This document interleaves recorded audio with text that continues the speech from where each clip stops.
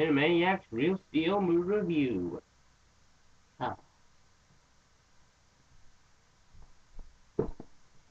Hello YouTube, CINEMAN here, and today I will be reviewing Real Steel, the new film directed by Shawn Levy and starring Hugh Jackman, Dakota Goyo, Evangeline Lilly, Mackie, Durand, Hope Davis, and James Rebhorn.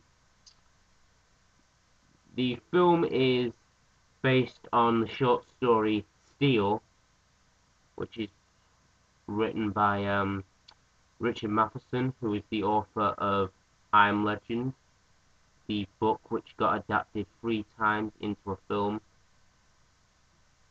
3 films called The Last Man on Earth, The Omega Man, and I Am Legend. Now, Real Steel sort of takes place in the future in 2020, and this is basically where humans are replaced in boxing by robots. And the plot follows Charlie Kenton, played by Hugh Jackman, who is this former boxer that owns a robot, Ambush, who is competing in these unsanctioned matches and in these exhibitions.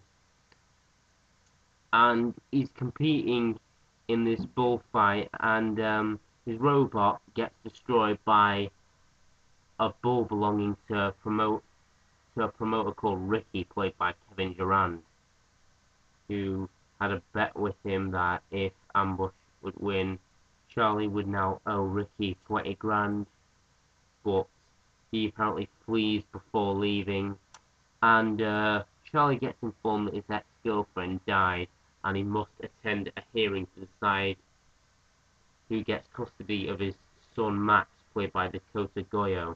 Max's aunt and uncle, played by Hope Davis and James Rebhorn, they want full custody, so Charlie gives them full custody in exchange for 100 grand, and they pay 50 grand in advance on the condition that Charlie takes care of Max for 3 months while the couple go away on a second honeymoon in Italy. Charlie sort of uses the money to buy a new robot called Noisy Boy, who claims to have been like a famous robot that is, fought in the World Robot Boxing League. And Noisy Boy actually gets completely hammered at an illegal match by this other robot called Midas. I mean, Midas just completely smashes the crap out of him, and so Charlie breaks into this junkyard where his son sort of steals, his son falls over at a ledge, and Charlie saves him because his shirt got snagged on a lodged and buried robot arm, which Max digs up, and it's an entire robot called Atom, who is a Generation 2 sparring robot, and Charlie agrees to get him a fight, and he keeps playing in these illegal matches, and then when he fights this other robot, it sort of gets him into the World Robot Boxing League, and that's necessarily the plot. That things start to happen. I am actually a fan of Shawn Levy's films, and I remember in the cinema when I was 8 when I went and seen Big Fat Liar, which starred Frankie Muniz. I only went to see it because Frankie Muniz was in it, and I was a huge fan of the show Malcolm in the Middle. And Shawn Levy made all these other films which were good, like Just Married, Cheap by a Dozen, Pink Panther, and the Night Museum series. And I think he made a film last year called Date Night, which was a good film, it was alright. The robots in this film are actually pretty awesome, and the characterization of Atom sort of reminds me a bit of Wall, sort of a scaredy cat, but when encouraged, he sort of rises up and stands up for, to win the title and stuff. He just, unless given courage, he's just a scaredy cat. But Hugh Jackman's acting was, like, awesome.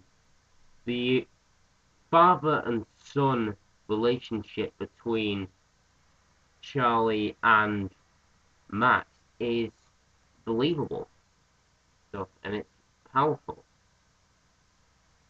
The effects were good, and the film actually does have a good soundtrack. It's composed by Danny Elfman, who's done a lot of Tim Burton films, except for Ed Wood and Sweeney Todd and Barbara Fleet Street. He's a good composer, and the stuff he does is amazing. But he didn't have, like, any hints of the fact that it's from Danny Elfman. There's no hints. Because I think for Tim Burton films, he used, like, a children's choir or stuff, but you never really hear any hints. Just not any iconic pieces that will make you think that's Danny Elfman. And one thing I want to talk about, and now you have probably 10 seconds to turn off because this is a spoiler alert starting now.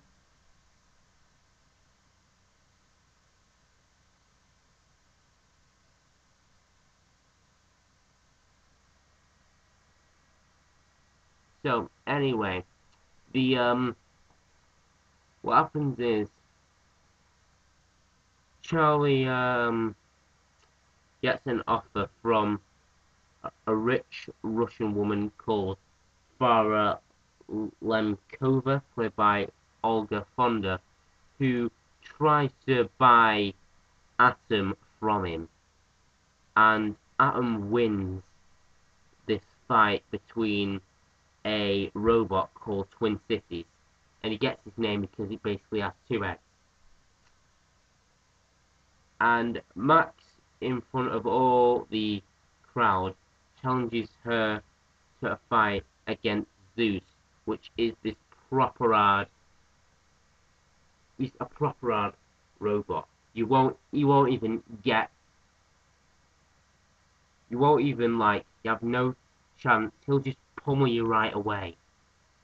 No chance to actually defend yourself and punch him.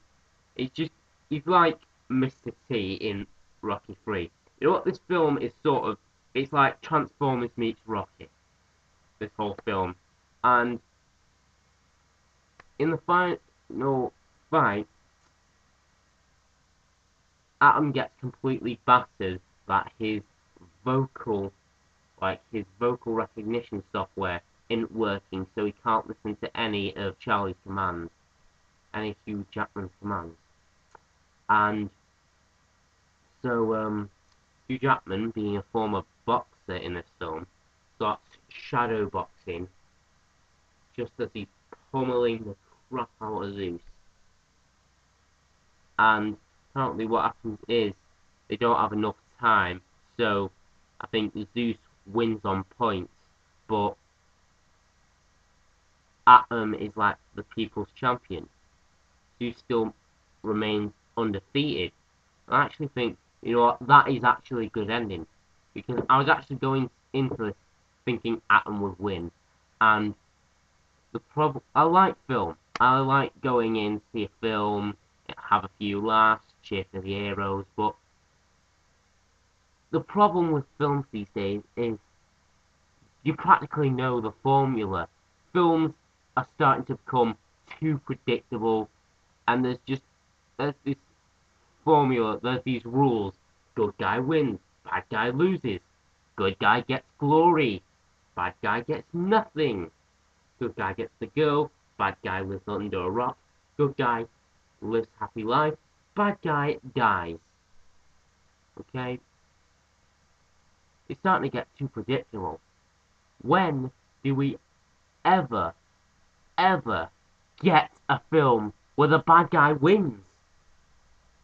That's like, it's like Zodiac. They never caught the Zodiac killer, and yet the Zodiac is the bad guy. So it's actually a pretty good ending. Real Steel actually has a pretty good ending, where the bad guy actually wins for once.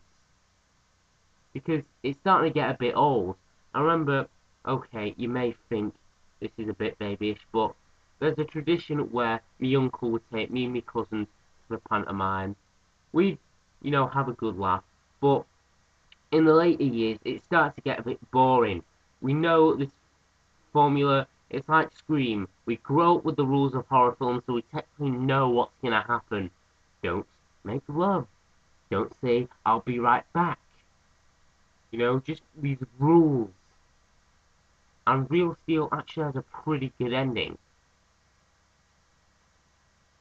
A really good ending. I actually saw this film in IMAX, enjoying the scenes where the robots were fighting. The sound was just pumping.